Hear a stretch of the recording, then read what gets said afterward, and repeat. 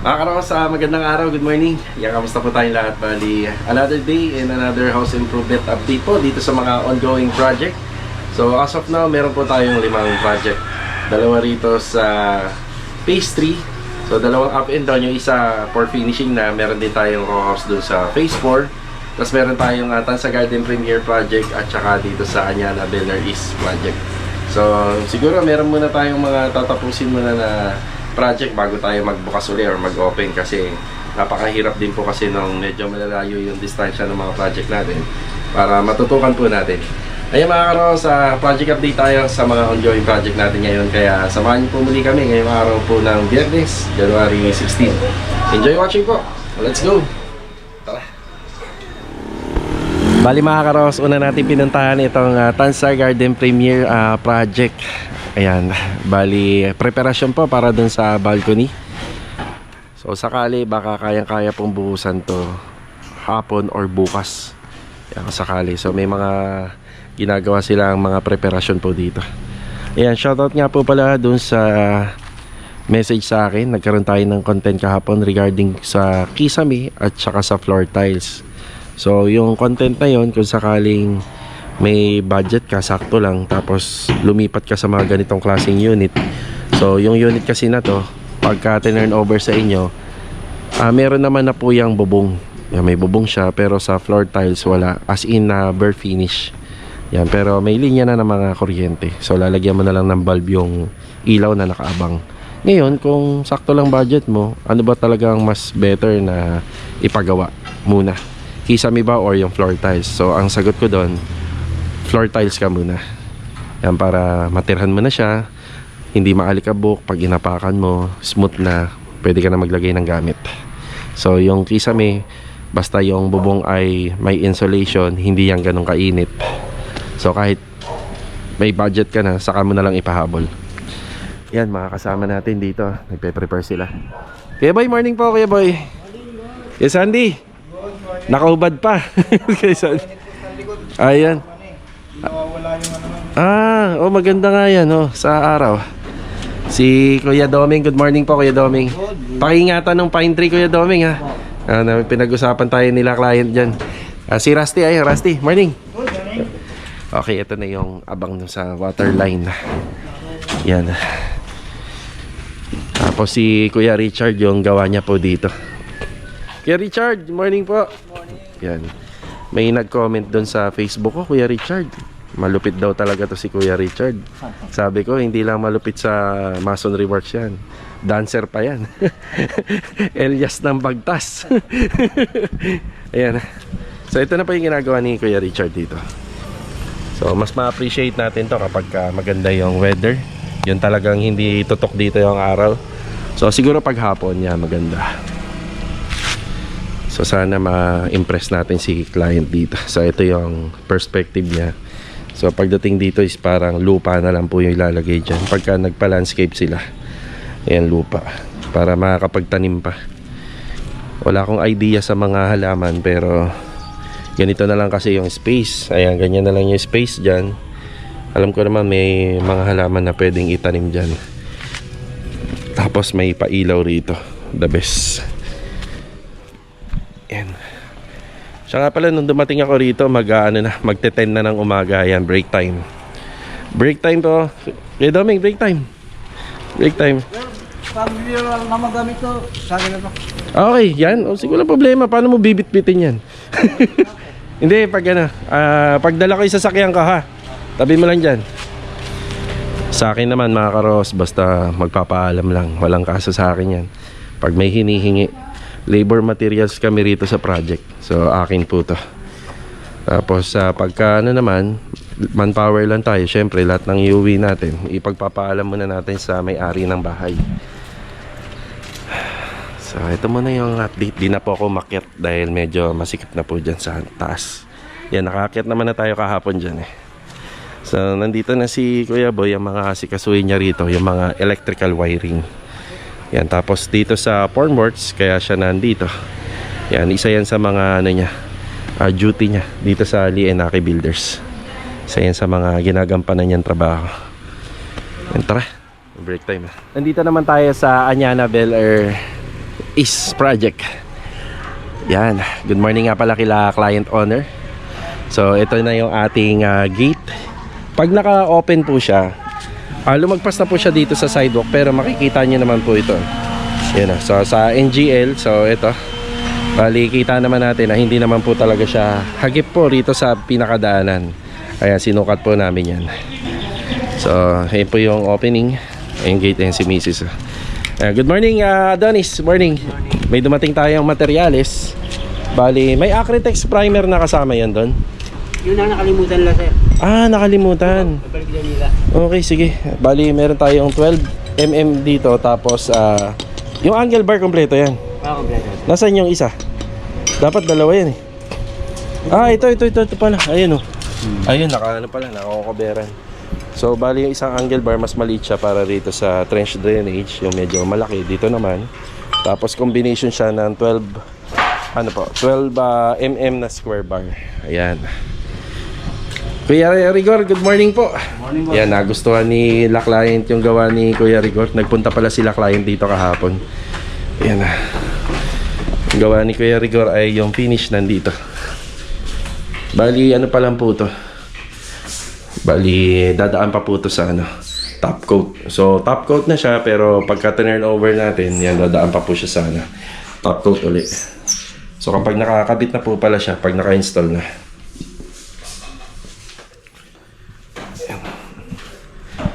Si Master Jojo, good morning. Good morning. Good morning. Ayan, bali, para mapaganda natin yung staircase ni client, meron tayong in-offer sa kanya, medyo mabusisi at matrabaho lang. Kasi nakikita naman natin yung handrail, yung pinaka-design niya, meron siyang square bar na 12mm. So, para malinis po natin siya ma-turn over, kailangan namin gawin na ganito yung ating installation na yun. So, medyo napaka busisi. Kumbaga ito, isa papantay na dito sa pinaka-steps natin. So, yung step natin o yung ginamit na kahoy dito, so papantay na siya kapag hinaspit. So, kasama na po itong part na to. Yan, gagamit kami pala ng wall-fluted hidden door para rito. Tapos meron pang yan. Meron pang ilaw sa loob. So, ganun din dito. Kung ano yung ginawa po rito sa side na yan, yun din ang gagawin dito sa likod. Yan.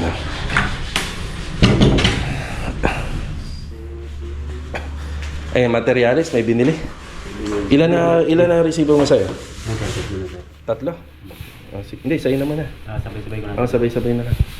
Ano kayo mga nakakita? 2K yung binigay ko. Yung sa gas. Sige. Nakaano naman sa amin. Ano ba ngayon? Biyernes, Sabado. Bukas, sir. Sabado bukas. Expected mo may bibilin pa ba? Meron akong bibilin. Kasya yan o magdagdag ako? Conceal. Yung concealed nito. Hindi, dagdagan ko ng yan. Para gawin natin 3K lahat. Tapos dito po sa floor drain, nakita namin yung abang nasa gitna. Ayan, nasa gitna po rito. Yan, ang mga floor drain na gagamitin dito, bali 10 by 40. Yan, 10 by 40. Yan. Bali mga karos, preparasyon pa rin po para sa pintura.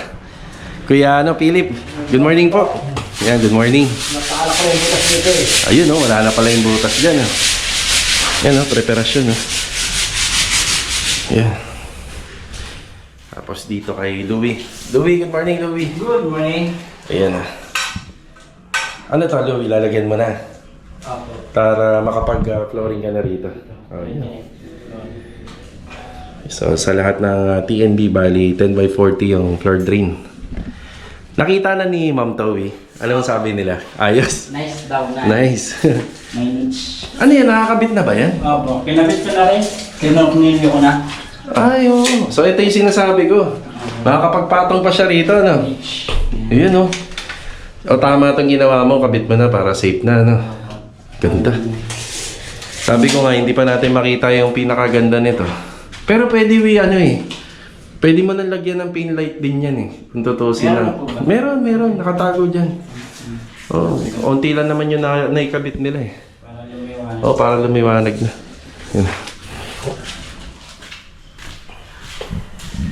Kuya, yung Acrytex primer daw, hindi daw naisama nung nung nag-deliver ng bakal.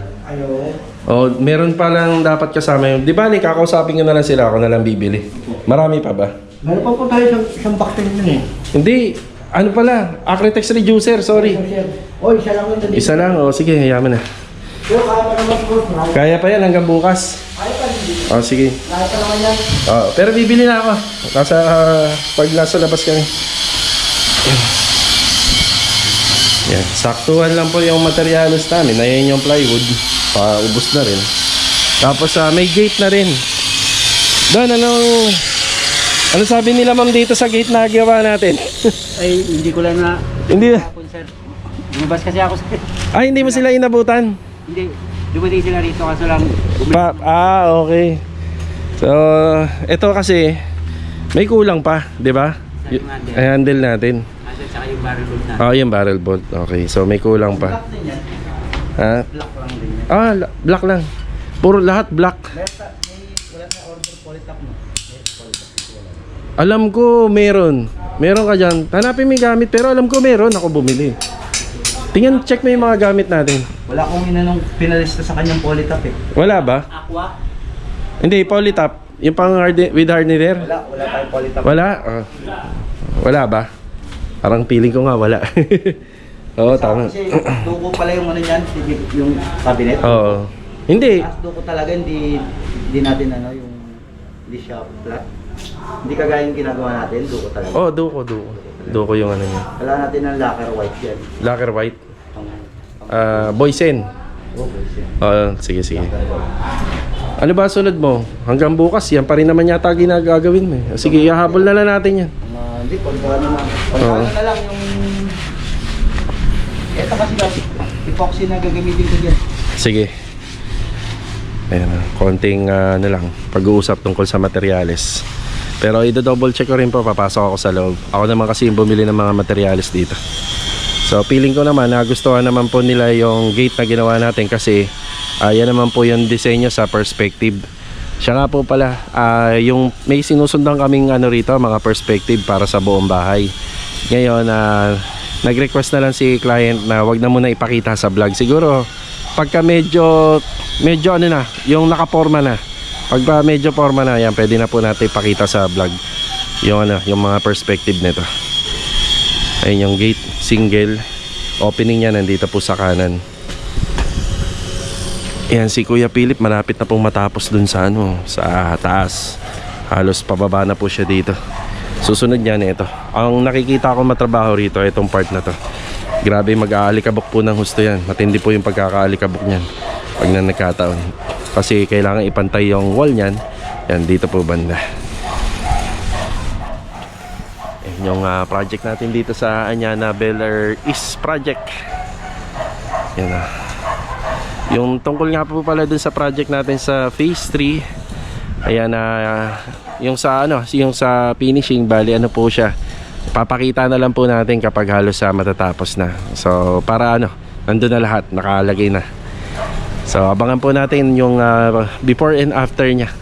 Sa mga gustong malaman kung magkano rin po yung budget, tatanong natin kay client kung pwedeng i-mention sa vlog. Ayan, kita mo, meron naalala ko ayan, quality top tayong binili. Alam mo kasi walang kay Adonis, wala akong... Sige yan. Pagkano kalkalin mo rin yung materialis mo, kuya. Sige. Ayan. Busy pa dito eh. Sige, yan muna unahin mo.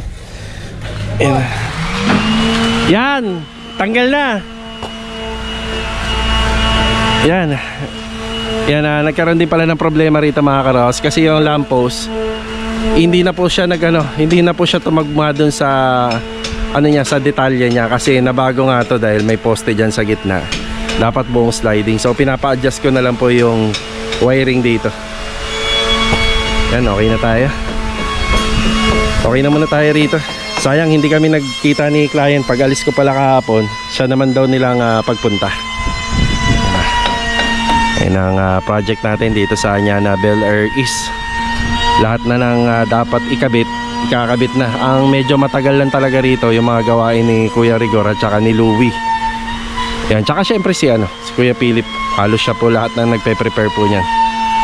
Yan, si Adonis naman Ang susunod na gagawin dyan is yung sa stairs, tapos dito yung sa lababo rito sa labas. Yan, yun din sa may auxiliary kitchen natin. Tapos ito, magkakaroon pa po ito ng design, magkakaroon pa ng handle yan, mahaba. Yan, mahaba po yung handle. Yan, ganun din sa kabila.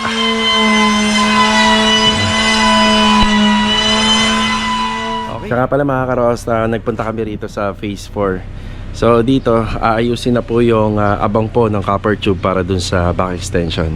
So nandito yung grupo ni Sir Jojo Aragones. Ayan na. Ayan na po, nakikabit na nga rin po pala yung isang ilaw rito. Halos sa pantay na yan. Tapos magbibigay na lang ako ng update kay client. Ayan na. Ayan, nag-vlog lang ako ng konti. Ayan sila. Hi! Yun o. So yan, ayusin nila yung sa dulo.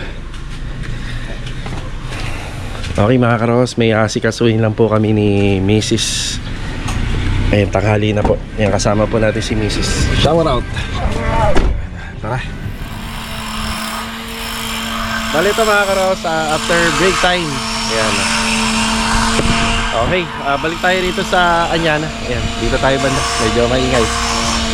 So time check, mag-alas 4 na po ng hapon. So shoutout nga po pala dun sa nag-comment na mag-vlog na lang daw tayo every once a week para yung update lagi makikita, medyo malaki na yung improvement. So ang sagot naman po natin dyan, hindi po pwede, kailangan araw-araw kasi kailangan napapanood din po ng mga nagpapagawa ng bahay yung mga kaganapan at nangyayari at yung buong detalye dito sa kanilang mga bahay. Ayun po.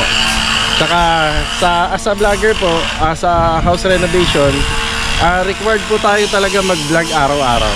Ayun po. Yun po yung pinakamadaling sagot. Okay, bali update tayo. Tara.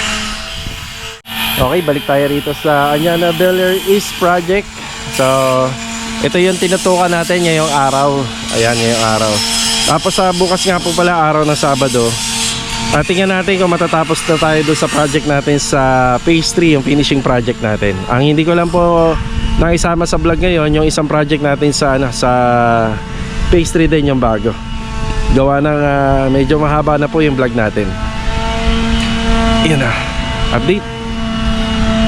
Yung gate nga po pala, ang magiging opening po nito ay paloob. Tapos yung hinges niya nasa kanan. So kung nasaan naman po yung hinges, pag single gate, kabaliktaran niya naman po yung parang pinaka-opening. So yung handle niya nandito. Yan yung handle. So naglagay po tayo ng handle dito. Ayan, tapos yung binili po natin dito is stainless. Stainless na no? Ayan. Stainless yung handle niya. Ganun din po yung ilalagay dito, tsaka yung sa downlock. Stainless po siya. Yan, eto magkakaroon din po ng handle yan, nakagaya po nun. So medyo hinabaan na natin. Yan, tuloy-tuloy lang sa preparasyon para dun sa pintuan. Yan o. Kinakabit ni Adonis. Yan. Tapos ito naman na yung ginagawa ni Master Jojo rito. So si Master Jojo, ang ginamit niya rito is sa piano hinges. Yan o. Piano hinges yung ginamit niya.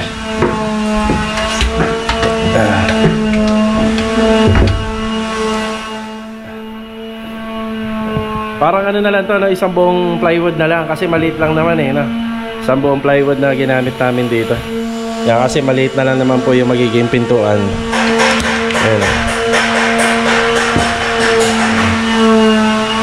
Tapos yung risers halos sa kompleto na. So ito yung mga pinaliliwanag namin kaninang umaga. Ayan o. So magiging part na po to ng tawag dito. Magiging part na po siya ng steps. Yun nga lang, hindi na po siya papantay dito kasi makokoberan niya to. Ayan o.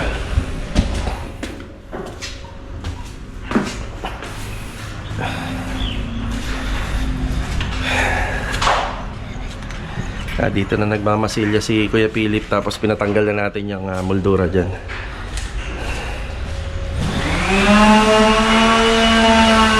Ayun o, si Kuya Philip o. Kuya, anong gamit mong skim coat? Okay, sige. Yan, ano na po yan para matibay na. Yan na. So mga karos, baliwala yung pagmamasilya na matibay kung sa primer hindi mo naman mapupulido yung pagpa-primer. Kailangan pulido yung primer. Umpisa na pala ni Louie to. Ito yung ginamit ni Louie sa ating TNB floors. 60 by 60. Bago. Bago to, eh. Apo. Okay, ayos. Naapakan ko. Hindi pa, nakaka-order lang ng floor drain. Siguro, iwan mo na muna. Mag-iwan ka na ng ibang part dyan. Mukha naman darating ng mabilis yun eh. Ano to? Bilang ng adhesive na nagamit mo dyan? Ayos ah. Oo, ito para pakita ko sa inyo kung ilan na nagagamit ni Louie.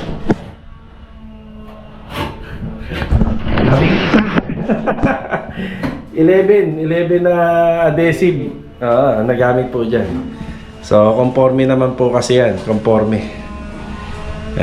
po kung gaano kakapal yung pader. Pero kami, nakita nyo naman, pinapantay namin yan. Nasa hulog yan. So, pantay-pantay po yung kapal yan. Diba? Tsaka, kailangan lahat meron.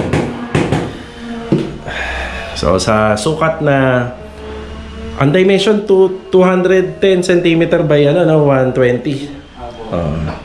1.2 by 2.1. So, 11. Sa tingin mo, sagad na yan or maglalabing dalawa ka pa? Ay, pang 12 yung gamit ko. Ay, baka maglabing 3 ka, no? Ayun, 13. So, ayan po. Nakakaano po siya rito. Adhesive. 13 bags ng adhesive sa PNB. Kaya nga feeling ko yung mga binili ko na rito, adhesive, baka nga magkulang. Ayun na, pahabol na lang.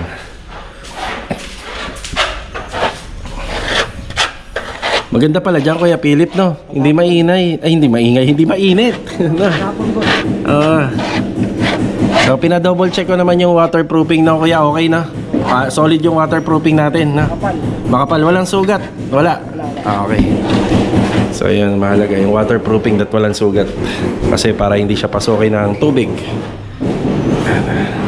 Bali mga karos, hanggang dito na lang po muna yung vlog natin ngayong araw po ng Biyernes. So sana nakapagbigay tayo ng idea dun sa TNB. At yan na rin po yung update natin dito sa ginagawa natin project sa Anyana Beller East Project. So eto, hanggang dito na lang. Kita-kita na lang po ulit tayo for the next vlog. So ingat po tayong lahat. Ito paalam po muna. Tara!